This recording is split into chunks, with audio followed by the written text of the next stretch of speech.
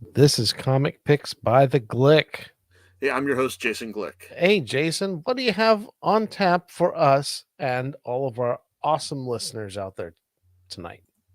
Okay, well, tonight we're going back to the well of manga releases from prolific creator Shuzo Oshimi. Now, longtime readers will know that I first came into contact with his works through The Flowers of Evil. Story about this, relatively ordinary kid who gets swept up into this world of debauchery, for lack of a better term, by this outspoken, slightly crazed girl at his high school.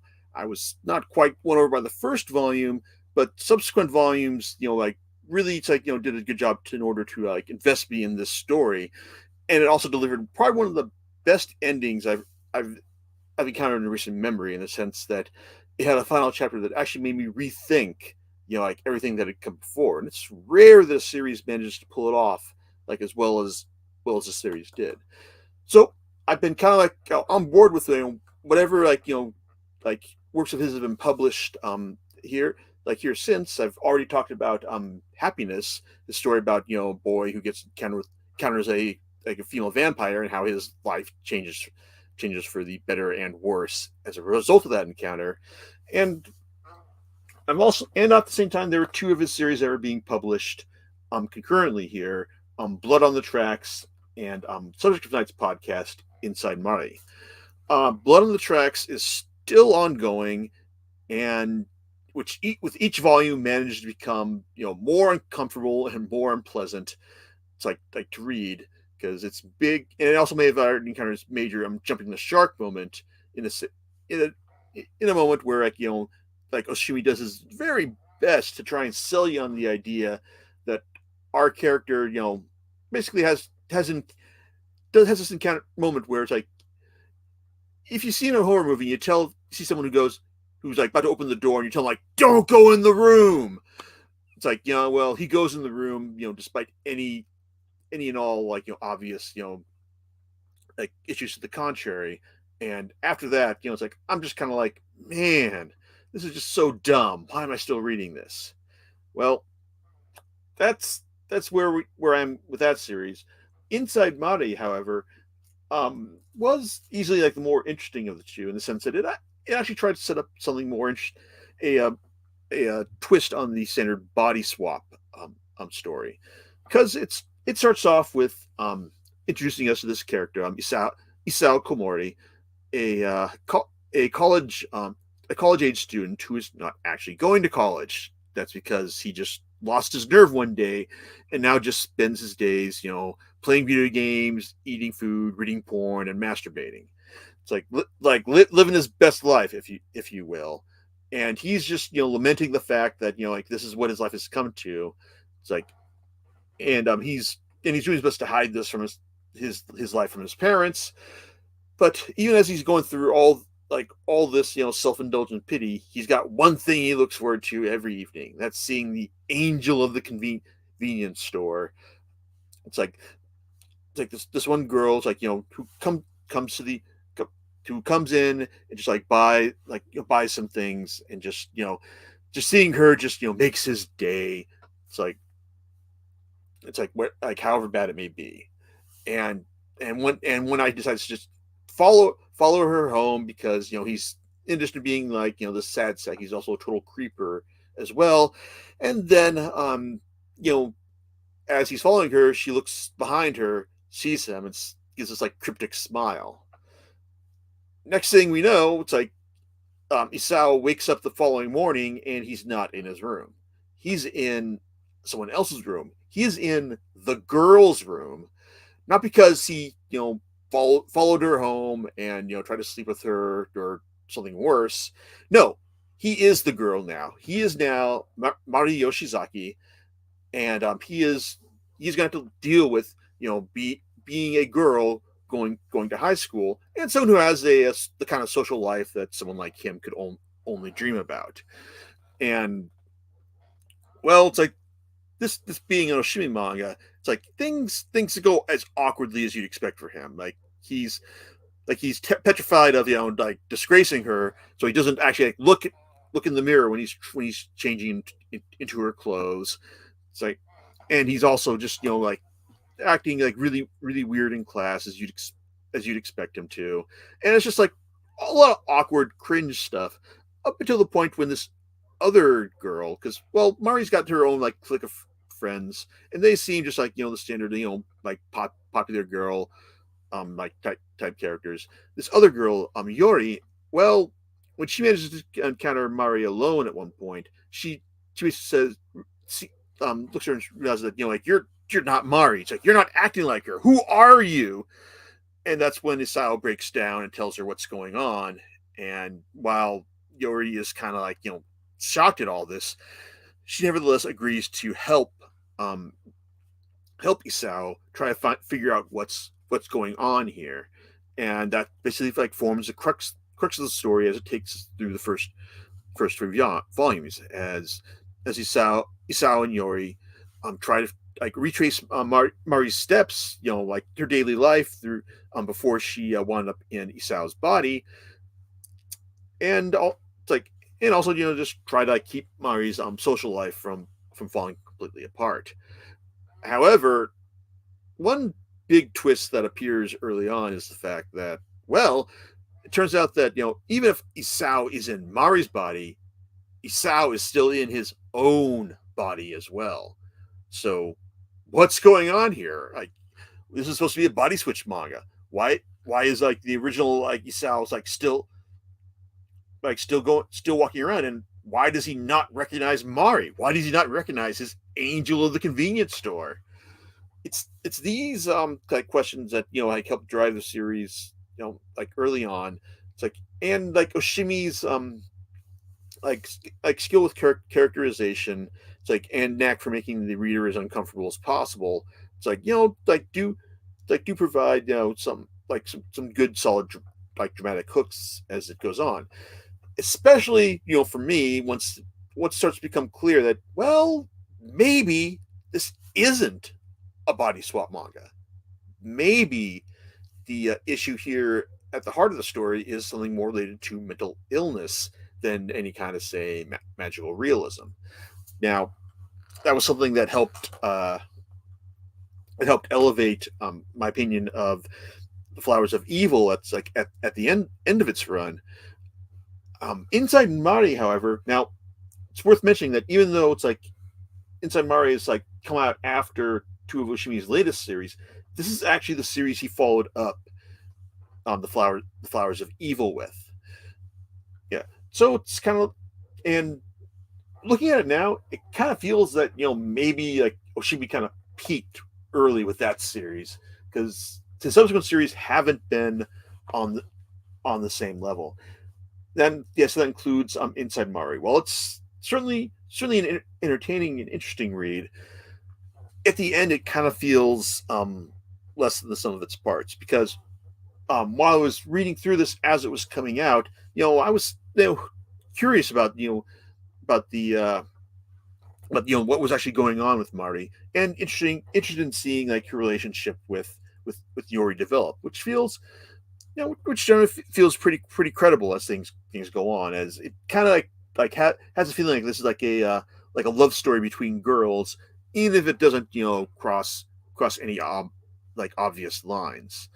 But it's still interesting to see their relationship develop, and also just see how these two try to figure out what's going on here. And as the series goes on, like it's like I said, it's like when you're the first time through, you got that feeling of not knowing what's waiting for you at the end, and by the time you get to the end, well, I guess it's gonna kind of depend on how you feel about things, because it feels like there's like a lot of stuff. There's some stuff that really feels underserved by the story. Because without giving too much away, I'm gonna say called it, and also I kind of feel that that the issue of mental illness really was underserved here, in the sense that it's like what Mari is going through. I'm not sure if it would be resolved in a way as straightforward as this, because what I've seen of mental illness and it's like in real life. I mean, it's not something that's really like, oh, like, yeah, you just need to do this, then you'll be all better. No, it's really it's a constant fight and struggle against, like something that's always, like I'm barking at your door and can come at you like at any time. The way it's presented here kind of feels like it's just like a puzzle box ready to be solved. When yeah, the central issue here is like really dramatic, but at the same time, it's like the series like acknowledges like there are deeper psychological issues here, and it just kind of like hangs its hat on. Okay, here's what's happened, and now she's all better. And one of the other things that gets waylaid by that is the whole reason that Mari like had this problem to begin with, and that's also due to like her mother's meddling as well. It's like, I mean, like what we find out about here, it's like, I mean, we found out about her mother's like she's kind of like a standard like like type A personality, just like hey, everything's fine, just do your best. It's like, and just do everything I say, and just try not to cause problems for us. It's like, and apparently like your mom is just like just trying her best to maintain a perfect family, and that whenever that instant something pops up that threatens it, well, she just kind of falls to pieces, and that's it. And really, it's like we needed more than that, considering like like how like how her like her role in the story like like is presented. Like she's really kind of critical to like to what happens to Mari, but we don't actually get to learn a whole lot about her, why she did what she did, and more importantly, it's like what's what happens to her after she just like calls it quits on the family. It's like it's it's like that whole part just feels kind of like swept under the rug, in like when the finale rolls around, and like to see her again at the end, it's just kind of like, oh well, it's all good. It's like because Oshimi wanted to give us a happy ending, and that's another problem, because even on a second read, the ending kind of doesn't really impress. I mean, putting aside the called it fact, it just like there's not really any like real surprises here. So it's just kind of like if you're able to guess what was going on, the series does nothing more than just like affirm that, and just let you know that hey, everything's gonna be all right. It's like it's like our protagonists are gonna be fine in the end, and I guess that's all right. But at the same time, it kind of feels unearned, like in the sense that like I don't know. It's like there's nothing. Like I said, there's no surprise. There's no like learning anything more about the characters or getting greater insight into their personalities. It's just hey, happy ending. Yeah, everything's gonna be good for the characters. Yay! And they all live happily ever after. That's basically what happens here. I mean, the series does has like I said, does have some interesting stuff to recommend in terms of its characterization. Like Oshimi's like his face game has always been strong, and there's a lot of like great just like ways he like gives characters like really really really like energetic, emotional, like and downright twisted faces in order to represent their emotional state over the course of the series. And you can also see him experimenting with some of the like more experimental like panel structures and storytelling techniques he deploy later in happiness and blood on the tracks.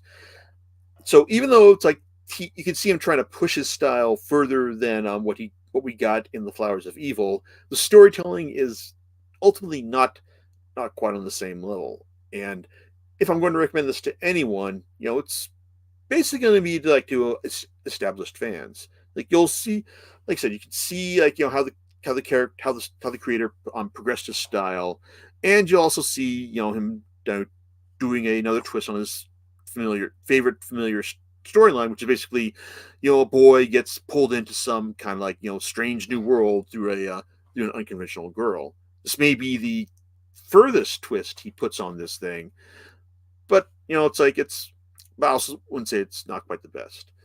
Flowers of Evil still like the one series that I would recommend any of his fans check out, or non-fans to check out. Ultimately, Inside Mari is one for like established fans, but it's not bad. I was just expecting better, but it's still better right now than Blood on the Tracks, which my God, it's like I probably gonna maybe I'll quit that series at some point, but I'm 11 volumes in, and I feel committed to seeing how it's gonna turn out. So we'll see how that goes. Maybe hopefully maybe it'll wrap up later this year. Sometimes it's like oh, reading a train wreck. That's not a thing. I don't know if that's a thing. Yeah, but like I like to think the train wrecks I like to follow are at least entertainingly awful. This one is just painful in the sense that my God, I know I can see where this is going, and you're not doing any effort to convince me that you're heading somewhere different than that. Yeah, that's kind of distressing. So, I Yeah, yeah, when it's like, hey, yeah, this doesn't seem to be going in the right direction. yeah, but I guess right now I'm just suffering for everyone else at this point. At least that's what I tell myself. Hey, you're doing a great service for the public out there. Yeah. Thanks for the words of encouragement, John. Yeah, you got that. So, do you know what you're going to be talking about next time? Well, hey, we're already in the year of our Lord 2023, so I guess it's time to talk about the best comics of 2022. So, well, time to assemble a best and worst list. So we'll see how that goes. All right, we'll catch you next time, sometime in the common era Yep. on Comics Picks by the Glick. We'll All right. talk to you next time. Later's everyone.